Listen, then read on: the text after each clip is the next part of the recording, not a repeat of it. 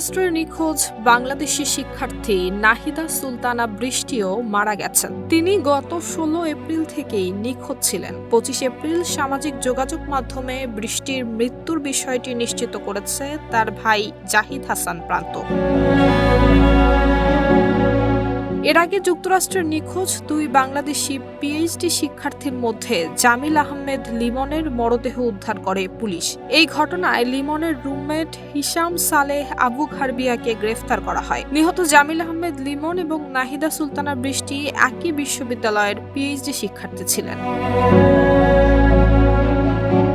গত 16 April লিমনের of campus বাসভবনে তাকে শেষবার দেখা গিয়েছিল। ঠিক 1 ঘন্টা পর সকাল 10টার দিকে বিশ্ববিদ্যালয়ের ন্যাচারাল অ্যান্ড এনভায়রনমেন্টাল সায়েন্স বিল্ডিংয়ে বৃষ্টিকে শেষবারের মতো দেখা যায়। দীর্ঘ সময় তাদের সঙ্গে যোগাযোগ করতে না পেরে পুলিশকে বিষয়টি অবহিত করা হলে শুরু হয় তদন্ত। 10 দিনের উত্তেজনা উৎকণ্ঠা শেষ হলো উচ্চশিক্ষার স্বপ্ন নিয়ে যুক্তরাষ্ট্রে পাড়ি জমানো এই দুই শিক্ষার্থীর মর্মান্তিক মৃত্যু দিয়ে। নুসরাত জাহান মেহেক, ঢাকা পোস্ট।